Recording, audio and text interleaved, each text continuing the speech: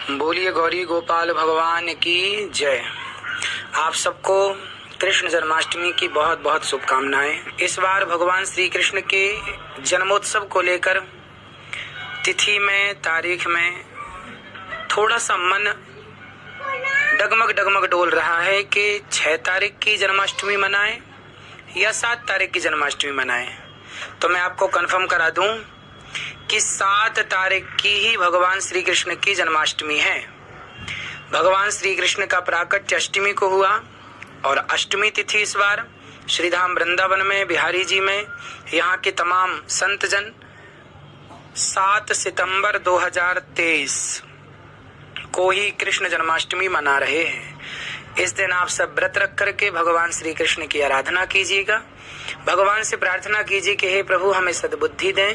और भगवान का अवतार इस धरती पर केवल धर्म की रक्षा करने के लिए होता है। जब जब धर्म की हानि होती है, परित्राणाय साधूनां विनाशाय च दुष्कृतां धर्म संस्थापनार्थाय संभवामि युगे युगे। जब जब हो ये धर्म की हानि, बाढ़हि असुर अधम अभिमानी, तब तब धरि प्रभु विविध शरीरा। भगवान इस धरती पर यदि ना आते तो फिर हमें कौन ये मैसेज देता, ये संदेश देता कि गाय सर्वश्रेष्ठ है। यदि भगवान श्री कृष्ण धरती पर ना आते तो हमें कौन बताता कि भगवत गीता कैसी होती है। हम सबको भगवत गीता देने के लिए, हम सबको कर्म का पाठ पढ़ाने के लिए भगवान श्री कृष्ण का अवतार इस धरती पर हुआ है। आप सब 7 तारीख की कृष्ण जन्माष्टमी मनाएं और सभी लोग भगवान का खूब भर भर के गुणगान गाएं, व्रत रखें, उपवास रखें। व्रत का मतलब है प्रतिज्ञा।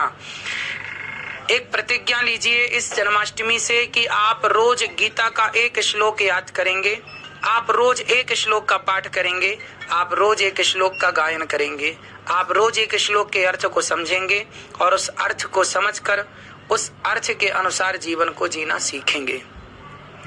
भगवत गीता कहती है कर्मण्येवाधिकारस्ते मा फलेषु कदाचन सर्वधर्मान् परित्यज्य मामेकं शरणं व्रज अहं त्वा सर्व पापेभ्यो मोक्षयिष्यामि मा शुचः। भगवान श्री कृष्ण कहते हैं कि तू कर्म करता हुआ जब मेरी ओर बढ़ेगा, तो जब मेरी शरण में आएगा तो मैं सारे अपराध क्षमा करके तुझे मोक्ष का अधिकारी बना दूंगा। कर्म भूला हुआ प्राणी सदा भटकता है, इसलिए भगवान को आना पड़ा और व्यक्ति को अपने अपने कर्म से परिचित कराना पड़ा कि आपका कर्म क्या है। और गीता का उपदेश हमें बहुत कुछ सिखाता है।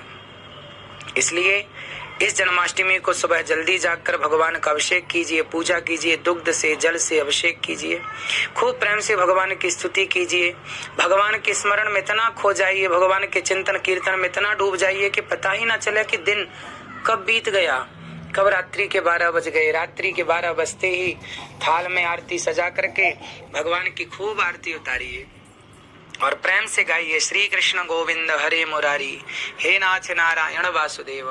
खूब कीर्तन कीजिए, केवल कीर्तन कीजिए, आरती उतारिए, भोग लगाइए भगवान जी को। हो सके तो 56 भोग लगाइए, हो सके तो खूब श्रृंगार कीजिए भगवान जी का, वंदन वार लगाइए, घर में चौक पूरिए, कलश चारों दिशाओं में स्थापित कीजिए और भगवान के आगमन की तैयारियां कीजिए। आज जगत के पालनहार हम जैसे पापियों को कृतार्थ करने के लिए इस धरती पर कृष्ण बनकर आए हैं। यदि ना आते भगवान तो हम पापियों को कौन बताता कि सही मार्ग क्या है, किस मार्ग पर चलना है। धन्य है भगवान और धन्य है वो भगवान के भक्त जिन्होंने भगवान का गुणगान गा गा कर